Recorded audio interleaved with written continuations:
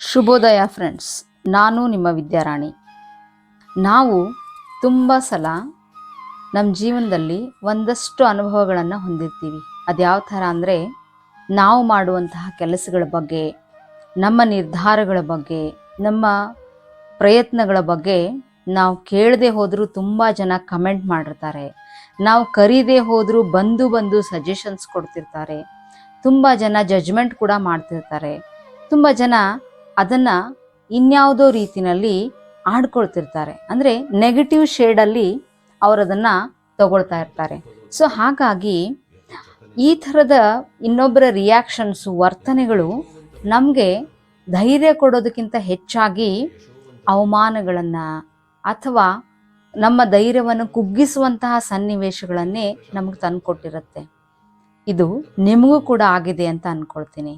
ಪ್ರತಿಯೊಬ್ಬರು ಏನೊಂದೋ ಒಂದು ಹೊಸ ಪ್ರಯತ್ನವನ್ನು ಮಾಡಿ ಗೆಲ್ಲಬೇಕು ಅಂತಂದರೆ ಈ ಥರದ ಸುತ್ತಮುತ್ತಲಿನ ಜನರ ರಿಯಾಕ್ಷನ್ಸು, ಜಡ್ಜ್ಮೆಂಟ್ಸು, ಅವ್ರು ಕೊಡುವಂಥ ಸಲಹೆಗಳು ಅಥವಾ ಅವ್ರು ತಂದೊಡ್ಡುವಂತಹ ಇನ್ಯಾವುದೋ ಭಯಗಳು ಖಂಡಿತ ನಮಗೆ ಚಾಲೆಂಜ್ ಆಗಿರುತ್ತೆ. ಆದರೆ ನಾವು ಈ ಥರದ ಒಂದು ಮೆಂಟಲ್ ಟಾರ್ಚರನ್ನು ಅನುಭವಿಸೋದನ್ನು ಅಭ್ಯಾಸ ಮಾಡ್ಕೊಂಡು ಬಿಟ್ಟಿದ್ದೀವಿ ಅಂತ ನಿಮಗೆ ಅನಿಸಲ್ವಾ? ಹೌದು.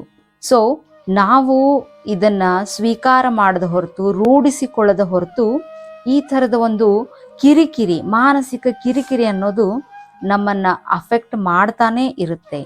ಸೊ ಇದರಲ್ಲಿ ಇನ್ನಿತರರ ತಪ್ಪಿದೇನೋ ಬಿಟ್ಟಿದ್ದೇನೋ, ಆದರೆ ನಮ್ಮ ತಪ್ಪಂತೂ ಖಂಡಿತ ಇರುತ್ತೆ ಫ್ರೆಂಡ್ಸ್. ಹೇಗೆ ಅಂತೀರಾ? ನಾವು ಈ ಥರದ ಒಂದು ರಿಯಾಕ್ಷನ್ಸನ್ನು, ಈ ಥರದ ಮಾನಸಿಕ ಕಿರಿಕಿರಿಗಳನ್ನು ಸಹಿಸ್ಕೊಳ್ಳೋದನ್ನು ಅಭ್ಯಾಸ ಮಾಡ್ಕೊಂಡ್ಬಿಟ್ಟಿರ್ತೀವಿ. ಹಾಗಾಗಿ ನಮ್ಮ ಮನಸ್ಸು ಇದೆಲ್ಲದರಿಂದ ಆಚೆ ಬಂದು ಶಾಂತಿಯುತವಾದಂತಹ ಒಂದು ಸಂತೋಷದೊಂದಿಗೆ ಯಾವ ಒಂದು ಸಾಧನೆಯನ್ನು ಮಾಡಲಿಕ್ಕೂ ತುಂಬಾ ಕಷ್ಟಪಡ್ತಿರುತ್ತೆ. ಸೊ ಇವತ್ತು ನಾವು ಅಂತಹ ಒಂದು ಸನ್ನಿವೇಶಗಳನ್ನು ಹೇಗೆ ಗೆದ್ದು ಬರಬೇಕು, ಎದುರಿಸ್ಬೇಕು ಅನ್ನೋದನ್ನು ತಿಳ್ಕೊಳ್ಳುವಂತಹ ಒಂದಷ್ಟು ಚರ್ಚೆಗಳನ್ನು ಮಾಡ್ತಾ ಇದ್ದೀವಿ. ಸೊ ಯೋಗಾನಂದ ಪರಮಹಂಸರ ಒಂದು ಪುಸ್ತಕ living fearlessly, bringing out your inner soul strength ಅನ್ನುವಂತಹ ಒಂದು ಪುಸ್ತಕದಲ್ಲಿ ಅವರು ತಿತಿಕ್ಷಾ ಅನ್ನುವಂತಹ ಒಂದು ಶಬ್ದವನ್ನು ಪರಿಚಯ ಮಾಡ್ತಾರೆ. ತಿತಿಕ್ಷಾ ಇದು ಸಂಸ್ಕೃತದ ಶಬ್ದ. ಇದರ ಅರ್ಥ ಏನಪ್ಪ ಅಂತಂದರೆ ಮನಪೂರ್ವಕವಾದಂತಹ ಸಹಿಷ್ಣುತೆ. ಸೊ ಹಾಗಾದರೆ ಯೋಗಾನಂದ ಪರಮಹಂಸರು ತಾವು ಸಾಧನೆಯ ಹಾದಿಯಲ್ಲಿ ಪ್ರಾರಂಭದ ಹಂತದಲ್ಲಿ ಯಾವ ಥರ ಒಂದು ಮೆಂಟಲ್ ನ್ಯೂಟ್ರಾಲಿಟಿಯನ್ನು, ಅಂದರೆ ಮಾನಸಿಕ ಸ್ಥಿತಪ್ರಜ್ಞತೆಯನ್ನು ರೂಢಿಸ್ಕೊಂಡ್ರು, ಅದರಿಂದ ಭಯವಿಲ್ಲದೆ ಅಥವಾ ನಿರ್ಭಯವಾಗಿ ಬದುಕೋದು ಹೇಗೆ ಸಾಧ್ಯ ಆಯಿತು ಅನ್ನೋದನ್ನು ಈ ಪುಸ್ತಕದಲ್ಲಿ ವಿವರಿಸ್ತಾ ಹೋಗ್ತಾರೆ. ಸೊ ಈ ತಿತಿಕ್ಷಾ ಅನ್ನುವಂತಹ ಪದದ ಅರ್ಥ ಕೇಳೋದಕ್ಕೆ ತುಂಬ ಸಣ್ಣದಿದೆ ಫ್ರೆಂಡ್ಸ್. ಆದರೆ ಅದನ್ನು ರೂಢಿಸ್ಕೊಳ್ಬೇಕಾದ್ರೆ ನಾವು ನಮ್ಮಲ್ಲಿ ಏನೆಲ್ಲ ಬದಲಾವಣೆಗಳನ್ನು, ಟ್ರಾನ್ಸ್ಫಾರ್ಮೇಷನ್ಸನ್ನು ಮಾಡಿಕೊಳ್ಬೇಕು ಅನ್ನೋದನ್ನು ನಾವು ಕಲೀಲೇಬೇಕಾಗಿದೆ. ಯೋಗಾನಂದ ಪರಮಹಂಸರು ಸಾಧನೆಯ ಹಾದಿಯಲ್ಲಿ ಉನ್ನತ್ಯವನ್ನು ಸಾಧಿಸಬೇಕಾದ್ರೆ ಅವರು ರಾತ್ರಿಗಳನ್ನು ಐಸಿ ವಾಟರ್, ಅಂದರೆ ಹಿಮದ ನೀರಿನಲ್ಲಿ ಕುಳಿತು, ಅಂತಹ -ಡಿಗ್ರಿ ಒಂದು ಶೀತದ ನೀರಿನಲ್ಲಿ ಕುಳಿತು ರಾತ್ರಿಗಳನ್ನೆಲ್ಲ ಧ್ಯಾನದಲ್ಲಿ ಕಳೀತಿದ್ರಂತೆ. ಅದೇ ಥರ ಬಿಸಿಲಿನ ಉಸುಗಿನಲ್ಲಿ ಕುಳಿತು ಹಗಲು ಹೊತ್ತಿನಲ್ಲಿ ಧ್ಯಾನಗಳನ್ನು ರೂಢಿಸ್ಕೊಳ್ತಿದ್ರಂತೆ. ಈ ಥರದ ತಮ್ಮನ್ನು ತಾವು ಈ ಸಹಿಷ್ಣುತೆಯನ್ನು ಬೆಳೆಸ್ಕೊಳ್ಳೋದಕ್ಕಾಗಿ ವಿಪರೀತ ಸನ್ನಿವೇಶಗಳಿಗೆ, ಪರೀಕ್ಷೆಗೆ ಒಡ್ಡಿಕೊಳ್ಳುವುದನ್ನು ಅವರು ರೂಢಿಸ್ಕೊಂಡಂಗೆಲ್ಲ ಅವರಿಗೆ ವಿಪರೀತವಾದ ಮೆಂಟಲ್ ಸ್ಟ್ರೆಂತ್, ಮಾನಸಿಕ ಶಕ್ತಿ ಹೆಚ್ಚಿಗೆ ಆಯ್ತಾ ಹೋಯಿತು ಅಂತ ಯೋಗಾನಂದ ಪರಮಹಂಸರು ಇಲ್ಲಿ ಶೇರ್ ಮಾಡ್ಕೊಳ್ತಾರೆ.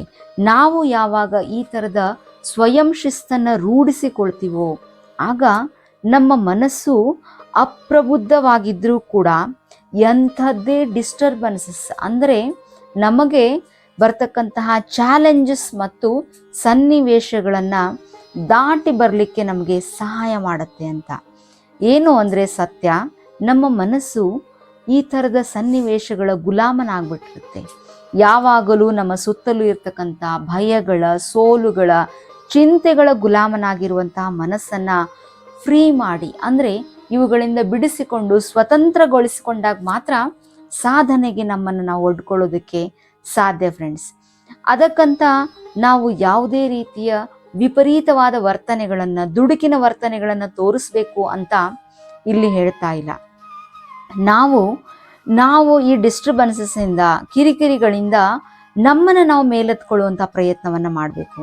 ಅದಕ್ಕಾಗಿ ನಾವು ಸಹನೆಯನ್ನು, ಸಹಿಷ್ಣುತೆಯನ್ನು ಹೇಗೆ ರೂಢಿಸ್ಕೊಳ್ಬೇಕು ಅನ್ನುವಂಥದ್ದು ಈ ತಿತಿಕ್ಷಾದಲ್ಲಿ ಅವರು ಹೇಳ್ತಾ ಹೋಗ್ತಾರೆ. ಸೊ ಇದು ಒಂಥರ ಹೇಗೆ ಅಂತಂದರೆ ಪ್ರಾಯೋಗಿಕವಾದಂತಹ ಸ್ವಾತಂತ್ರ್ಯ. ನಾವು ನಮ್ಮನ್ನು ಸ್ವತಂತ್ರಗೊಳಿಸಿಕೊಳ್ಳುವುದನ್ನು ನಮ್ಮ ಮೇಲೆ ಪ್ರಯೋಗ ಮಾಡಿಕೊಳ್ಳುವಂಥದ್ದು.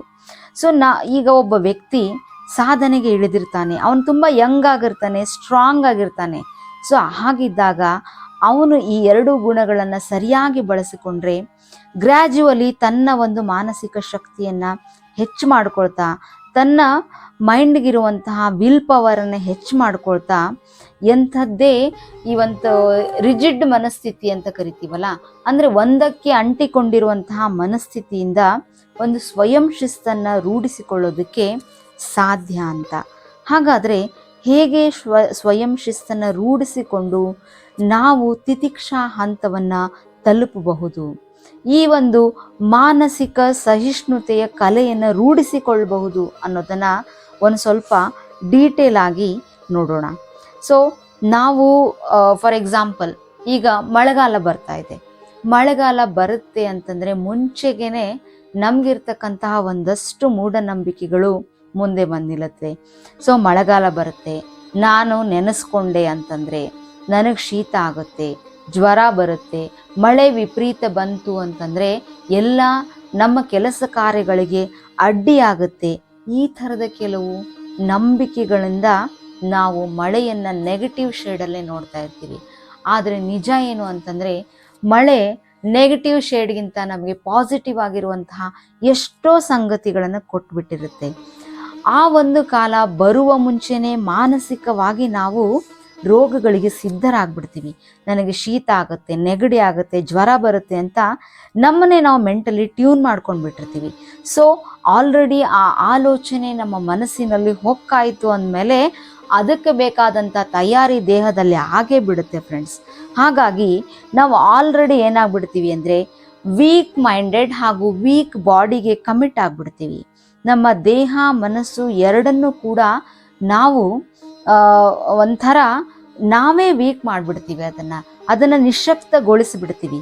ಆಗ ರೋಗ ಬರೋದಕ್ಕೆ ಸ್ವಾಗತ ಕೋರಿದ ಹಾಗಿರುತ್ತೆ ಆ ಪರಿಸ್ಥಿತಿ. ಸೊ ಯಾವತ್ತೂ ಯಾವ ಸೂಕ್ಷ್ಮ ಜೀವಿಯು ರೋಗಾಣುವು ನಮಗಿಂತ ಸ್ಟ್ರಾಂಗ್ ಆಗಿರೋದಕ್ಕೆ ಸಾಧ್ಯನೇ ಇಲ್ಲ. ಆದರೆ ನಮ್ಮ ಮನಸ್ಥಿತಿ, ನಮ್ಮ ಪೂರ್ವದ ನಂಬಿಕೆಗಳೇನಿದಾವಲ್ಲ, ನಮ್ಮನ್ನು ರೋಗಗಳಿಗೆ ಒಡ್ಡಿಕೊಳ್ಳುವಂತಹ ಒಂದು ತಯಾರಿಯನ್ನು ಮಾಡಿಬಿಟ್ಟಿರ್ತವೆ. ಸೊ ನಾವು ಆಲ್ರೆಡಿ ಮಳೆಗಾಲ ಬರೋದಕ್ಕೆ ಮುಂಚೆನೇ ರೋಗಗಳಿಗೆ ಕಮಿಟ್ ಆಗಿಬಿಡ್ತೀವಿ. ಮಳೆ ಶುರುವಾದರೆ ಸಾಕು, ಗಾಳಿ ಶುರುವಾದರೆ ಸಾಕು, ಅದೆಲ್ಲೋ ದೂರದಲ್ಲಿರ್ತಕ್ಕಂತಹ ರೋಗಾಣುವನ್ನು ನಾವು ರೆಡ್ ಕಾರ್ಪೆಟ್ ಹಾಸಿ ನಮ್ಮ ದೇಹಕ್ಕೆ ಮನಸ್ಸಿಗೆ ಕರ್ಕೊಂಡು ಬಿಡ್ತೀವಿ. ಅದರ ಬದಲಾಗಿ ನಾವು ಮೆಂಟಲಿ ಒಂದು ಪ್ರಿಪ್ರೇಷನ್ ಮಾಡಿಕೊಂಡು ನಾನು ಸರಿಯಾದಂತಹ ಪ್ರಿಕಾಷನ್ಸನ್ನು ತಗೊಂಡಿದ್ದೀನಿ, ನಾನು ಮೆಂಟಲಿ ತುಂಬ ಸ್ಟ್ರಾಂಗ್ ಆಗಿದ್ದೀನಿ, ಯಾವತ್ತೂ ರೋಗಗಳು ನನಗಿಂತ ಸ್ಟ್ರಾಂಗ್ ಅಲ್ಲ ಅನ್ನುವಂತಹ ಒಂದು ನಂಬಿಕೆಗಳನ್ನು ನಮ್ಮಲ್ಲೇ ನಾವು ಬೆಳೆಸ್ಕೊಂಡು ನಾವು ಸ್ಟ್ರಾಂಗ್ನೆಸ್ಸನ್ನು, ಅಂದರೆ ಶಕ್ತಿಯನ್ನು, ಅಂದರೆ ಧೈರ್ಯವನ್ನು ನಮಗೆ ನಮ್ಮ ಮನಸ್ಸಿನಲ್ಲಿ ಇನ್ವೈಟ್ ಮಾಡ್ತಾ ಹೋದರೆ ಖಂಡಿತ ರೋಗ ಯಾವತ್ತೂ ನಮ್ಮ ದೇಹವನ್ನು ಪ್ರವೇಶಿಸಲಾರದು. ಇದು ಸರಿಯಾದ ಮಾನಸಿಕ ನಡವಳಿಕೆ ಅಂತ ನಾವು ಹೇಳ್ತೀವಿ. ಇದಕ್ಕೆ ನಾವು it's a right mental attitude ಅಂತ ಕೂಡ ಹೇಳ್ತಾರೆ. ಈಗ ನಮ್ಮ ಮನಸ್ಸಿನಲ್ಲಿ ನಾವು ಯಾವಾಗಲೂ ಪ್ರಾಮಾಣಿಕವಾಗಿ ಎಲ್ಲ ಸಮಯಗಳಲ್ಲೂ ಯಾವುದೇ ಉದ್ವೇಗಕ್ಕೆ ಒಳಗಾಗದೇನೆ, ದುರ್ಬಲತೆಯನ್ನು ನಾವು ಕ್ರಿಯೇಟ್ ಮಾಡ್ಕೊಳ್ದೇನೆ, ಸೊ ನಾವು ಯಾವತ್ತೂ ಧೈರ್ಯವನ್ನು, ಸರಿಯಾದ ನಂಬಿಕೆಗಳನ್ನು ಬೆಳೆಸಿಕೊಳ್ಳೋದನ್ನು ರೂಢಿಸಿಕೊಂಡ್ರೆ ಖಂಡಿತವಾಗಿ ಈ ಪ್ರಕೃತಿ, ಈ ಭಗವಂತ ನಮಗೆ ಬೆಂಗಾವಲಾಗಿ ನಿಲ್ಲುತ್ತೆ. ಹೌದು ಫ್ರೆಂಡ್ಸ್, ನಾವೇ ನಮ್ಮ ಎಲ್ಲ ಪರಿಸ್ಥಿತಿಗಳಿಗೆ ಮೂಲ ಕಾರಣರು. ಸೊ ತಿತಿಕ್ಷಾ ಅಂದ್ರೆ ಸಹಿಷ್ಣುತೆ, ಒಂದು ಮಾನಸಿಕ ಶಿಸ್ತನ್ನ ರೂಢಿಸಿಕೊಳ್ತಾ ಹೋದ್ರೆ ನಾವು ಎಂತಹ ಪರಿಸ್ಥಿತಿಗಳಲ್ಲೂ ಕೂಡ ಸಾಧನೆಯನ್ನ ಸಾಧಿಸಿಕೊಳ್ತಾ ಹೋಗಬಹುದು. ನಿಮ್ಗೆ ಗೊತ್ತೇ ಒಂದು ಸತ್ಯ, ಈ ಯೂನಿವರ್ಸ್, ಈ ಪ್ರಕೃತಿ, ಭಗವಂತ ನಮ್ಮನ್ನು ಯಾವ ಥರ ನೋಡೋದಕ್ಕೆ ಇಷ್ಟಪಡುತ್ತೆ ಅಂತ. ನಾವೆಲ್ಲರೂ ಈ ಪ್ರಕೃತಿಯ ಕೂಸುಗಳು, ಭಗವಂತನ ಅಂಶಗಳು ಅಂದಮೇಲೆ ಯಾವ ತಾಯಿನೂ ತನ್ನ ಮಗು ದುಃಖ ಪಡಲಿ, ನೋವು ಪಡಲಿ, ಸೋಲನ್ನು ಉಣ್ಲಿ ಅಥವಾ ಸದಾ ಕೊರಗಿನಲ್ಲೇ ಕಳೀಲಿ ಅಂತ ಬಯಸೋದಿಲ್ಲ. ಹಾಗಾಗಿ ಈ ಗ್ರೇಟ್ ಯೂನಿವರ್ಸ್, ಈ ಮದರ್ ಅರ್ತ್ ನಮ್ಮನ್ನ ಯಾವಾಗಲೂ ಸಂಪದ್ಭರಿತರಾಗಿ, ಸುಖವಾಗಿ, ಸಂತೋಷವಾಗಿ ಬದುಕುತ್ತಾ ಇರಬೇಕು, ಅದನ್ನೇ ನಾನು ನೋಡಬೇಕು ಅಂತ ಬಯಸ್ತಾ ಇರತ್ತೆ. ಹಾಗಾಗಿ ನಾವು ನಮ್ಮ ಒಂದು ತಪ್ಪು ಕಲ್ಪನೆಗಳಿಂದ, ನಮ್ಮ ದುರ್ಬಲತೆಯ ಒಂದು ಮನಸ್ಸಿನಿಂದ ನಾವು ಯಾವಾಗಲೂ ನೋವನ್ನ, ದುಃಖವನ್ನ ನಮ್ಮ ಹತ್ರ ಇನ್ವೈಟ್ ಮಾಡುವ ಬದಲು ನಾವೊಂದು ಮೆಂಟಲ್ ಡಿಸಿಪ್ಲಿನನ್ನು, ಶಿಸ್ತನ್ನು ರೂಢಿಸಿಕೊಂಡು ಯಾವ ಥರ ಈ ಸಹಿಷ್ಣುತಾ ಭಾವನೆಯನ್ನೇ ನಮ್ಮ ಶಕ್ತಿಯನ್ನಾಗಿ ಮಾಡಿಕೊಳ್ಬೇಕು ಅನ್ನುವಂಥದ್ದನ್ನು ತಿಳಿದುಕೊಳ್ಳೋದಕ್ಕೆ ಇದು ಬೆಸ್ಟ್ ಎಕ್ಸಾಂಪಲ್ ಅಂತ ನಾನು ಅಂದ್ಕೊಳ್ತೀನಿ. ಒಂದನ್ನು ನೆನ್ಪಿಟ್ಕೊಳ್ಳಿ, ಯಾವತ್ತೂ ನಮ್ಮ ಮನಸ್ಸು ಯಾವುದೇ ನೋವುಗಳಿಗೆ ರೆಸ್ಪಾನ್ಸ್ ಮಾಡೋದಾಗಲಿ ಅಥವಾ ಅದನ್ನು ಸ್ವೀಕಾರ ಮಾಡೋದಾಗಲಿ ಮಾಡಬೇಕಾದ್ರೆ ನಾವು ಅದಕ್ಕೆ ಮೊದಲೇ ಪರ್ಮಿಷನ್ ಕೊಟ್ಟಾಗ ಮಾತ್ರ ಸಾಧ್ಯ. ಸೊ ಯಾವುದೇ ಮನಸ್ಸು ಯಾವತ್ತೂ ಎಂಥದ್ದೇ ಪರಿಸ್ಥಿತಿಗಳಿಂದ ಸಫರ್ ಆಗೋಕೆ ಇಷ್ಟಪಡೋದಿಲ್ಲ. ಆದರೆ ನಾವು ಏನು ಮಾಡಿಬಿಡ್ತೀವಿ ಅಂತಂದರೆ ಅದನ್ನು ತಪ್ಪಾದ ನಂಬಿಕೆಗಳನ್ನು ಅಥವಾ ತಪ್ಪಾದ ಒಂದು ರೀತಿಯಲ್ಲಿ ನಮ್ಮ ಮನಸ್ಸನ್ನು ಕಂಡೀಷನ್ ಮಾಡಿಬಿಡ್ತೀವಿ. ಅದೇ ನಮ್ಮ ತಪ್ಪು. ನಿಮಗೆ ಗೊತ್ತೇ, ಜೀಸಸ್ ಕ್ರಿಸ್ತನ ಕಥೆಯನ್ನು ನೀವು ಕೇಳಿದ್ದೀರಿ ತಾನೇ. ಜೀಸಸ್ ಕ್ರಿಸ್ತನನ್ನು ಆ ಕಾಲಘಟ್ಟದಲ್ಲಿ ಜನ ಎಷ್ಟು ಕೆಟ್ಟದಾಗಿ ನಡೆಸ್ಕೊಂಡ್ರು, ಯಾವ ರೀತಿಯ ಹಿಂಸೆಗಳನ್ನು ಆತನಿಗೆ ಕೊಟ್ಟರು. ಆತ ನಡೆದು ಬಂದ ಹಾದಿಯೆಲ್ಲ ಮುಳ್ಳಿನದೇ ಆಗಿತ್ತು. ಆದರೆ ಆತ ಯಾವತ್ತೂ ಆ ನೋವನ್ನು ಸ್ವೀಕಾರ ಮಾಡಲೇ ಇಲ್ಲ, ಅದನ್ನು ನೋವು ಅಂತ ಅಂದ್ಕೊಳ್ಳೇ ಇಲ್ಲ. ಯಾವತ್ತೂ ಆ ಎಲ್ಲ ಜನರ ವರ್ತನೆಗಳಿಗಾಗಿ ಚಿಂತಿಸಲೇ ಇಲ್ಲ, ವಿಷಾದ ಕೂಡ ಪಡಲಿಲ್ಲ. ಆದರೆ ಆತನಿಗೊಂದು ಬಲವಾದ ನಂಬಿಕೆ ಇತ್ತು. ಈ ಭಗವಂತ ಅಥವಾ ಈ ಯೂನಿವರ್ಸ್ ಏನಿದೆಯಲ್ಲ, ಅದು ನನ್ನ ಸದಾ ಸುಖವಾಗಿ ಇಡುತ್ತೆ ಅನ್ನುವಂಥ ನಂಬಿಕೆ ಇತ್ತು. ಹಾಗಾಗಿ ಆ ಜೀಸಸ್ ಕ್ರಿಸ್ತ್ ಅವರೆಲ್ಲರೂ ಮಾಡಿದ ತಪ್ಪುಗಳನ್ನು, ನೀಡಿದ ನೋವುಗಳನ್ನು ತೊರೆದು ಉನ್ನತವಾದ ಸ್ಥಿತಿಯನ್ನು ತಲುಪಿದ್ರು. ಅದೇ ಅಪರಿಮಿತವಾದ ಪ್ರೇಮ. ಜೀಸಸ್ ಕ್ರಿಸ್ತ್ ಇಡೀ ಲೋಕಕ್ಕೆ ಪ್ರತಿಯೊಬ್ಬರೂ ಕೊಟ್ಟ ನೋವು ಅವಮಾನಗಳಿಗೆ ಪ್ರತಿಯಾಗಿ ಅಪರಿಮಿತವಾದ ಪ್ರೇಮವನ್ನು ಹಂಚಿದ್ರು.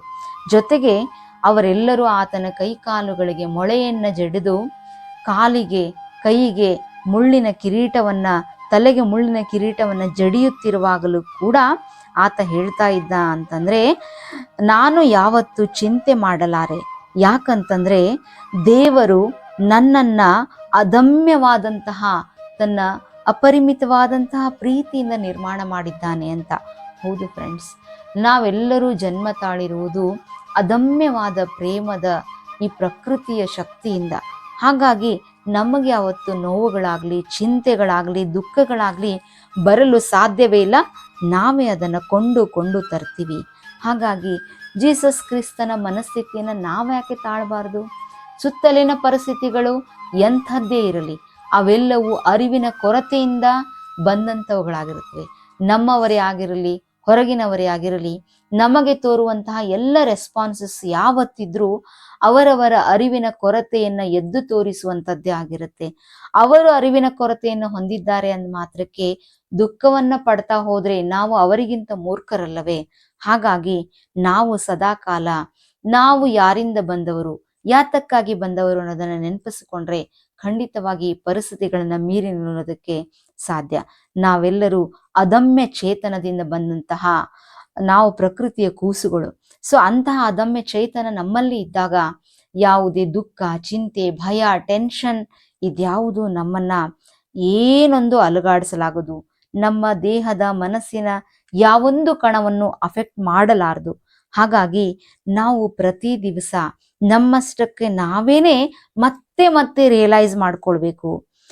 ನಮಗೆ ನಾವೇ ಗ್ಯಾರಂಟಿ ಕೊಟ್ಕೊಳ್ಬೇಕು. ಯಾವ ತರ ಅಂತಂದ್ರೆ, ನಾವು ಒಂದು ಅಪರಿಮಿತವಾದಂತಹ, ಒಂದು ಬೆಲೆಯೇ ಕಟ್ಟಲಾಗದಂತಹ ಒಂದು ಶಕ್ತಿಯ ಒಂದು ಪ್ರತಿರೂಪಗಳು ಅಂತ.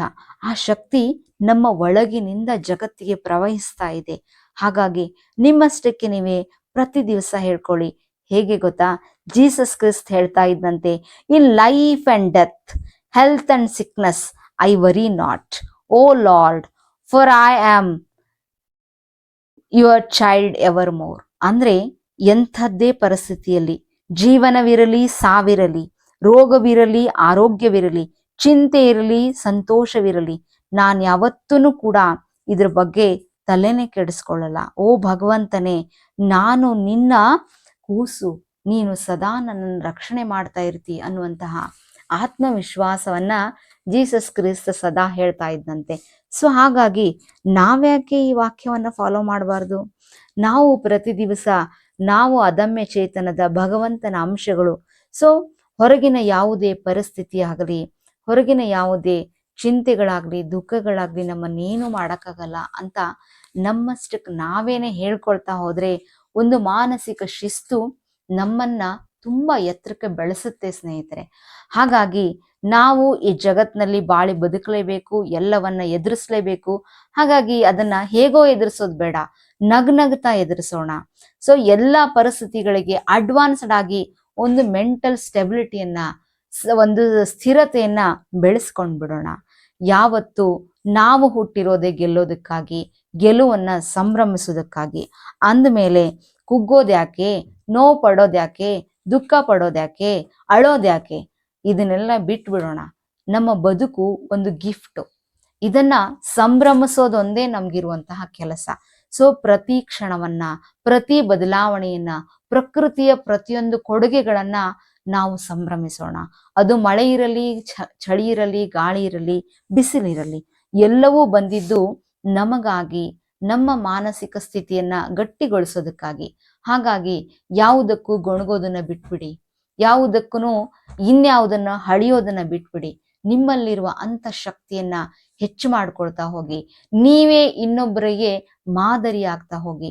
ಒಂದು ಪವರ್ಫುಲ್ ಆದಂತಹ ಮನಸ್ಥಿತಿಯುಳ್ಳ ವ್ಯಕ್ತಿ ಎಲ್ಲಿರ್ತಾನೋ ಆತ ಇಡೀ ವಾತಾವರಣವನ್ನ, ತನ್ನ ಸುತ್ತಲಿನ ಜನರನ್ನ ತುಂಬಾ ಬಲಪಡಿಸ್ತಾನೆ ಅನ್ನೋದಕ್ಕೆ ಸಾಕಷ್ಟು ಉದಾಹರಣೆಗಳು ನಮ್ಮ ಕಣ್ಮುಂದೆನೇ ಇವೆ. ಅದರಲ್ಲಿ ಇತಿಹಾಸದಲ್ಲಿ ಉಳಿದು ಹೋದಂತವರು ಇದ್ದಾರೆ, ವಾಸ್ತವದಲ್ಲಿ ನಮ್ಮನ್ನ ಮಾರ್ಗದರ್ಶಿಸುವಂತವರು ಇದ್ದಾರೆ. ಸೊ ಅವರನ್ನೆಲ್ಲ ಮಾದರಿಯನ್ನಾಗಿ ತೆಗೆದುಕೊಳ್ಳೋಣ. ಸ್ವಾಮಿ ವಿವೇಕಾನಂದ, ಜೀಸಸ್ ಕ್ರಿಸ್ತ್, ಶಂಕರಾಚಾರ್ಯ, ಪತ್ರಿಜಿ, ಹಾಗೆ ಇವತ್ತಿನ ದಿನಮಾನಗಳಲ್ಲಿ ಲೈವ್ ಆಗಿ ನೋಡುವಂತ ಎಷ್ಟೊಂದು ಜನ ನಮ್ಮ ಸುತ್ತಮುತ್ತಲು ನಮ್ಗೆ ಪ್ರತಿದಿನ ಪ್ರೇರಣೆಯನ್ನ ನೀಡ್ತಾನೆ ಇದ್ದಾರೆ. ಹಾಗಾಗಿ ನಾವೆಲ್ಲ ತಿತಿಕ್ಷಾ ಮನಸ್ಥಿತಿಯನ್ನ ಬೆಳೆಸಿಕೊಳ್ಳೋಣ.